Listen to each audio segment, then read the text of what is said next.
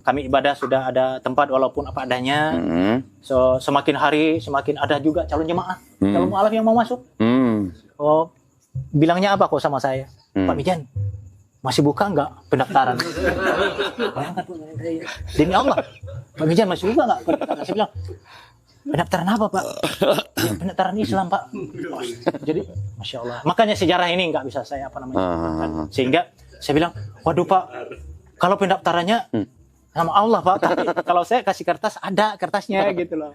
Nah, setelah ini ya, setelah kondisi udah mulai kondusif ya, kondusif artinya kita sudah artinya ada sedikit gerak ruang untuk kita bisa melakukan ibadah atau belajar wudhu dan lain sebagainya di luar ya.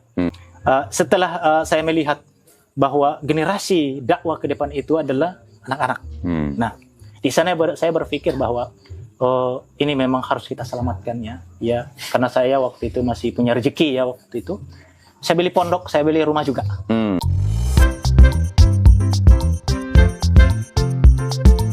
Assalamualaikum warahmatullahi wabarakatuh. Ketemu lagi di channel Adama Entertainment, channelnya tentang video Islam dan juga kisah mu'alaf. Sebelum mulai, jangan lupa untuk like dan juga subscribe ya. Tanpa panjang lebar, ayo kita saksikan. Saya alhamdulillah berbuat untuk mu'alaf di sana. Satu minggu itu minimal kami 3 kali untuk iftar, makan bersama. Dengan menyumbangkan artinya beras 20 kilo, Indomie 1 karton dalam 1 minggu itu kurang lebih ya sekitar 100 kiloan lah untuk Mohon maaf Pak Mijan, jadi setelah Pak Mijan masuk Islam beserta 47 kakak, terus akhirnya kehidupan Pak Mijan bagaimana? Toko itu masih jalan? Habis semuanya. Habis semua dan termasuk sebagian itu habis untuk biaya pengobatan karena saya cukup lama juga di Kota Padang. Padang berobat. Ya setelah masuk Islam ya saya awalnya itu ceritanya ke Kota Padang diundang oleh teman-teman dari Suro TV ya, dari Suro TV untuk mengkader para mu'alaf untuk menjadi imam ataupun untuk belajar menyolatkan mayat, memandikan mayat dan lain sebagainya. Artinya poin-poin yang utama gitulah. Jadi pada saat itu saya kurang lebih ada 31 orang berbagai daerah, berbagai kecamatan gitu, berbagai dusun. Jadi satu dusun ambil satu dusun satu. Jadi kami diajak untuk dikader gitu ya, dikader selama 40 hari. Nah, sebelum 40 hari berjalan kurang lebih 1 minggu, saya ditunjuk sebagai kepala ketua rombongan waktu itu untuk mengatur makan gitu, mengatur ini, dan malah ada yang masih belum bisa baca Quran waktu itu juga. Jadi, setelah 1 minggu berjalan ini pelatihan dai, saya tiba-tiba muntah ininya muntah darah gitu, kayak ini gitu, kayak nyembelih ini ayam gitu loh kok. Darah udah ini gitu di kamar. Karena kami satu kamar itu ada 6-7, jadi udah. Kenapa itu? Racun? Ya, jadi ceritanya setelah muntah darah saya udah masuk kamar mandi itu nggak tahu lagi. Dibawa ke rumah sakit Ibnu Sina, rumah sakit Islam. Sampai di sana di ronsen gitu ya, dia diambil hasilnya, lab. Alhamdulillah waktu itu saya divonis dikira gitu TB gitu ya, karena muntah darah gitu ya. Muntah darah. Dan ternyata semuanya hasilnya bagus gitu, parunya bersih gitu. Jadi ini belum masih bisa bergerak. Nah, karena di sana waktu itu COVID ya, waktu itu kita masukkan di ruangan ICU ya, dari ICU keluarga nggak bisa lihat, istri pun nggak boleh lihat. Nah, jadi setelah 10 hari dinyatakan tidak ada ini ya gejala ini COVID, keluar di ruangan yang bisa dikunjungi gitu loh. Nah, setelah saya keluar itu dijelaskan bahwa Bapak ini artinya hasil ronsennya begini. Kami juga bingung dan saya pertanyakan ke dokter, darah yang keluar waktu itu darah apa gitu loh. Ya, jadi kalau memang saya TB, artinya monggo saya ditindaklanjuti ya obat TB gitu ya. Dikasih hasil ronsen itu loh. Hasil ronsen itu. Jadi nggak ketahuan sakit apa? Nggak ada. Jadi yang kelihatannya itu ya malah di punggung ini kelihatannya ini. Di punggung ini kelihatannya ada retakan gitu. Ada retakan gitu. Mungkin karena sering jatuh waktu itu. Sering jatuh di mana? Sering jatuh di Mentawai dulu waktu kita ini dari gereja satu ke gereja yang lain kita tukar mimbar gitu loh. Oh, pas jadi ini Penkhotbah dulu. pokok Ya. tembak gitu maksudnya. Penkhotbah tembak gitu. Emang di terminal kok. Nah, kan diundang sono sini kan. Iya, betul. Pokok tembak namanya. Jadi Sopir aja ada sopir tembak. sopir tembak ya. Jadi Oke, terus. mungkin mempersingkat ya kalau mempersingkat. Ya setelah ini ya, setelah setelah semuanya itu berjalan ini ya artinya kami ibadah sudah ada tempat walaupun apa adanya. So, semakin hari semakin ada juga calon jemaah, calon mualaf yang mau masuk. Oh, bilangnya apa kok sama saya? Pak Mijan, masih buka nggak pendaftaran? Bayangkan, demi Allah, Pak Mijan masih buka nggak pendaftaran? Saya bilang, pendaftaran apa Pak? Ya, pendaftaran Islam Pak. Jadi, Masya Allah. Makanya sejarah ini nggak bisa saya sehingga saya bilang, waduh Pak, kalau pendaftarannya sama Allah Pak, tapi kalau saya kasih kertas ada kertasnya gitu loh. Nah, tapi maaf materi kita habis. Nah, terus saya bikin surat karena jaraknya jauh, dikirimlah 60 lembar gitu, materi 2000 gitu ya. Untuk persiapan gitu. Bukan mau mengajak orang masuk Islam Pak, tapi untuk persiapan. Nah, setelah ini ya, setelah kondisi udah mulai kondusif ya, kondusif artinya kita sudah artinya ada sedikit gerak ruang untuk kita bisa melakukan ibadah atau belajar wudu dan lain sebagainya di luar ya, termasuk anak-anak sudah mulai ini ya, sudah mulai berkumpul gitu, ada yang nyumbang ini juga peci dan lain sebagainya kan, seperti itu. Memang sangat memprihatinkan pakai celana pendek, tapi sholat. Jadi setelah saya melihat bahwa generasi dakwah ke depan itu adalah anak-anak. Nah, di sana saya berpikir bahwa ini memang harus kita selamatkan ya, karena saya waktu itu masih punya rezeki ya waktu itu. Saya beli pondok, saya beli rumah juga. Saya beli di Mentawai itu? Di Mentawai itu juga, rumah masyarakat yang dia udah meninggal. Ya, jadi udah meninggal, rumah kosong. Jadi saya beli gitu, terus saya renovasi, saya jadikan tempat pembelajaran anak-anak.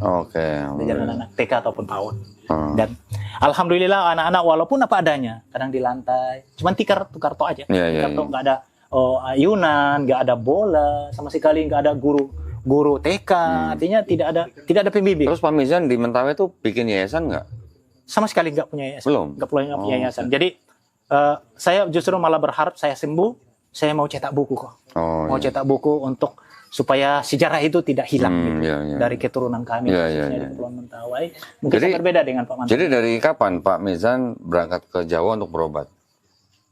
Pokoknya dari Sragen kami 11 bulan, ya berarti terhitung sekarang sudah kurang lebih hampir setahun. Oh, berarti dari tahun 2023? Iya, Pak di sini Mizan di Sragen, ke Jawa untuk berobat. Ya, dalam rangka berobat. Ya, tapi terapi. Ya. Terus teman-teman Muslim yang di Mentawai itu sekarang? Alhamdulillah, siapa yang ngurusin? saya punya adik kan. Saya saudara 10. Adik saya 6 laki-laki, yang perempuan 4. Jadi yang adik laki-laki ini udah 2 orang, kami udah 3 kakak yang dapat hidayah. Masuk Islam. Masuk Islam. Jadi adik yang nomor 9 ya. Adik yang nomor 9 ini. Itu Pak Mizan hafal semua tuh nama itu? Hafal semua. Hafal semua. Adik kata adik hafal semua. Iya. Kirain ada lupa gitu. Ingat semua. Jadi adik nomor 9 ini, sebelum mungkin ini sesuatu yang benar-benar luar biasa ya.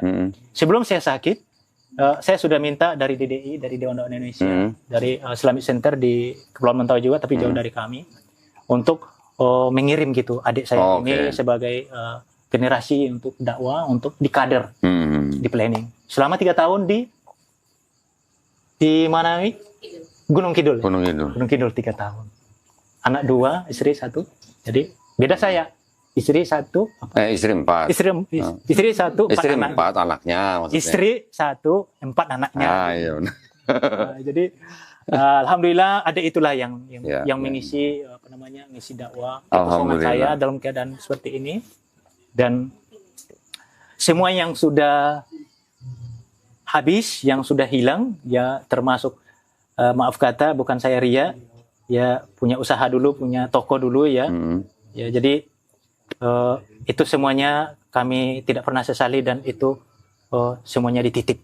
Ketika penitipnya ngambil, monggo berlapang dada, masih gitu titipannya. Ya, Pak Mantan nitip motor ke saya, kalau Pak Mantan ngambil, mungkin lah Pak Mantan tunggu 1 jam dulu deh. Saya menyarankan Pak Mizan, saya menyarankan buat yang di Mentawai untuk pembinaan para mualaf-mualaf di sana sebaiknya dibuatkan yayasan.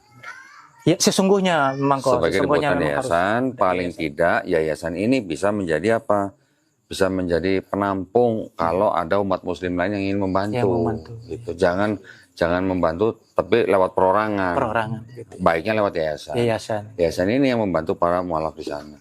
Itu Insya Allah kok. Ya, bisa dipikirkan. ya, insya gitu Allah. Untuk kedepannya. Ya, nanti kalau perlu misalnya ada koordinasi lagi dengan Dewan Dakwah, Ya. bisa saya hubungkan nanti dengan Dewan Dakwah di Jakarta. Amin. Makasih Gitu, banyak, makasih ya. banyak. Kok. Ya kita berharap besar sekali untuk Iya. ya karena kondisi di sana. Sekarang ini kan Pak Misan sedang berobat di Ya. sini kan, kita juga belum tahu sampai kapan, Ya. ya kan bisa kembali ke sana.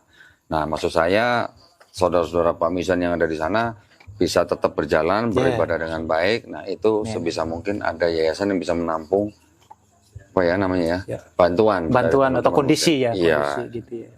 itu ya Pak Misan ya. Insya Allah kok. Terima kasih banyak Pak Misan atas ceritanya yang heboh nih, luar biasa ya, dan sangat-sangat menginspirasi kita semua bahwa perjuangan seorang Pak Misan yang akhirnya diikuti oleh sebanyak 47 kakak atau 146 orang di sana ya, mengikuti perjuangan Pak Misan untuk menjadi muslim, cuma jadi muslim doang gitu. Ya.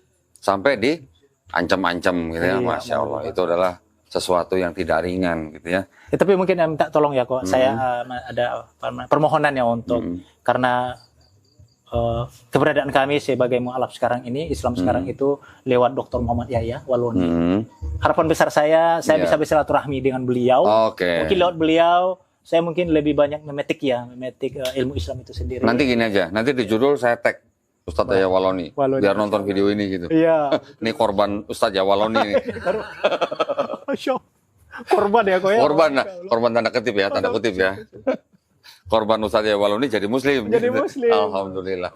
Kita tidak pernah tahu kita dakwah di mana, kita bikin video di mana, kita bikin podcast di mana. Kita tidak pernah tahu orang yang menonton video kita, mendengar ceramah kita di belahan bumi yang lain masuk Islam, kita nggak pernah tahu.